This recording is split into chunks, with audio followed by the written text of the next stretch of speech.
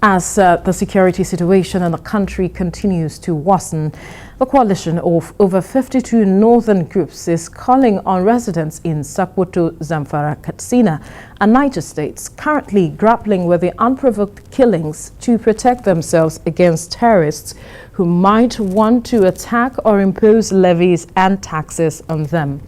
The body, which puts the number of northerners killed in the last 4 weeks at 500, also says there had been reports of upsurge in killings, abductions, maiming and exploitation by AK-47 wielding terrorists in the 4 states. The National Coordinator, CNG, Balarabe Rufai, who stated these during a press conference after the meeting of the body to review the security situation in the north, said it was high time the citizens rose up to defend themselves against aggressors.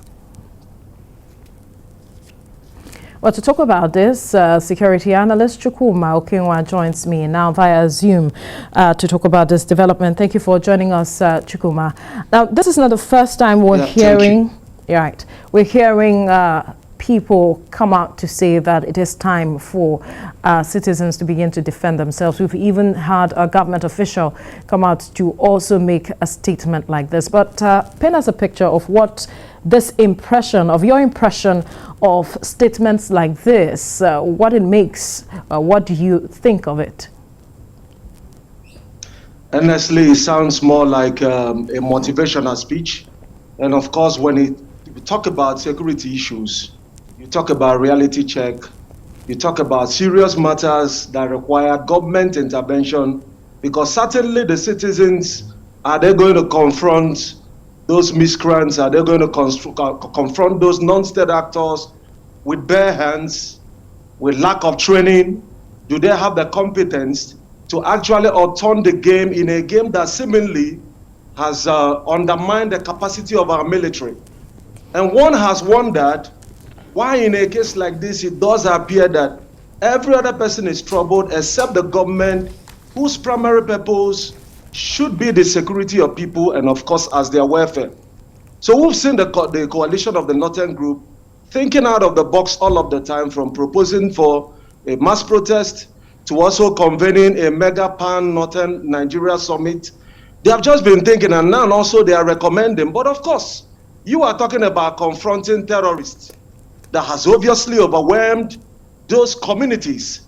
And all they are just trying to say, in essence, is the government should, as a matter of urgency, wade into this, because you are not going to expect our women who have been victims of rape, people who have been victims of maiming, people who are now also being subjected to pay taxes to non-state actors, to all of a sudden gather the morale with bare hands to begin to confront terrorists. That's not going to happen. Right. You made a statement, and I want you to expatiate on that. You said every other person is worried except for the government. How do you mean? I mean, the government has said several times that it is tackling this head on. And we have seen the amount of monies the government has put in place to addressing security matters. So when you say the government is not bothered, how do you mean? There have been clear court cases that have been made against the military with respect to not utilizing the security funds judiciously. Some of those accusations, we want to see the political will to investigate those matters. Some also like complaints by the soldiers that are on the field of things affecting their morale. The government also have not shown reasonable interventions in that area to ensure that the morale of our boys are strengthened and they are not losing the fight and the battle. When they complain that maybe like the tools they have with which to engage practically in the field compared to the one of the terrorists, in some cases, they feel like the government need to do a lot more. Now, when some of these funds are budgeted, it is one thing for provisions to make for the fund. It's another thing for it also to be directed. And then I think I am not personally satisfied with the way the government trivializes matters of security in this country. Like maybe when we hear things like Boko Haram has been defeated. I mean, I want to ask the question. Since the claim that we actually winning the battle against Boko Haram, there are some basic questions I want to ask the federal government. The first and foremost will be, are we trying to say in any way that the number of terrorists we have now, they are more organized and they are more in number than the Nigerian military that is respected, not just in Africa, but globally? Two, can the federal government comfortably say that we have actually killed more terrorists than they have destroyed more citizens and actually sacked people from their communities?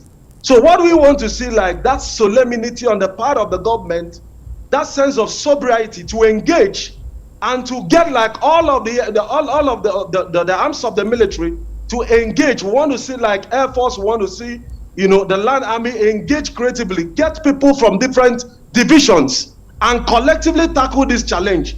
Because we're going to have a situation where up north there, you have a major situation threatening not just the northern region, but the unity of this country, the continuity, the sustainability, and we have military being deployed in areas where they are not needed.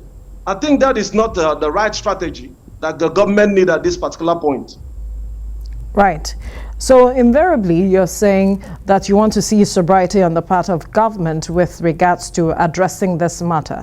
What would the government do differently that would show some level of sobriety and perhaps bring to bear accountability with regards to the monies that you spoke about earlier? Honestly, what even stop like maybe we want to see, first and foremost, for every attack, we want to see government present, visit those places, the victims, and then beyond that, engage those agitators, people that are complaining.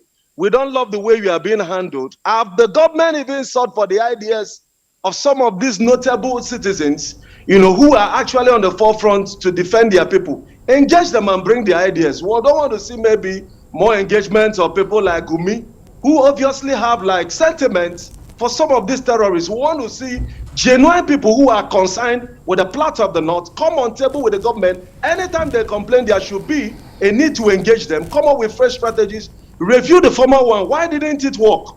And then one of the things I see that this thing happen, have you ever observed?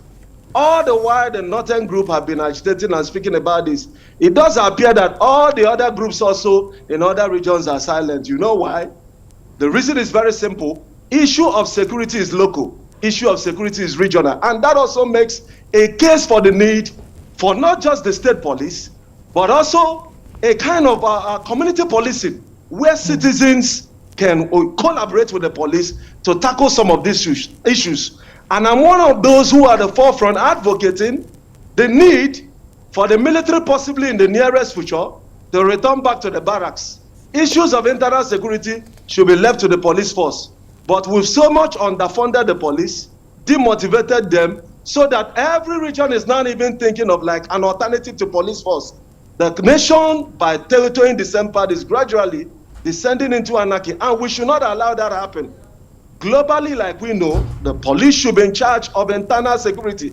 That is why in the police force there is provision for all kinds of security challenges, such as kidnapping. You have anti-kidnapping in the police force, you have anti-terrorism, you have the riot police and all the rest of it. Why are we not leveraging on all of these provisions to tackle these issues headlong? We've brought the military out of the barracks, yes, we've not really seen the impact. All right. We'll leave the conversation here now. Security analyst Chukwuma Okengwa, thank you for your time on the news. Thank you.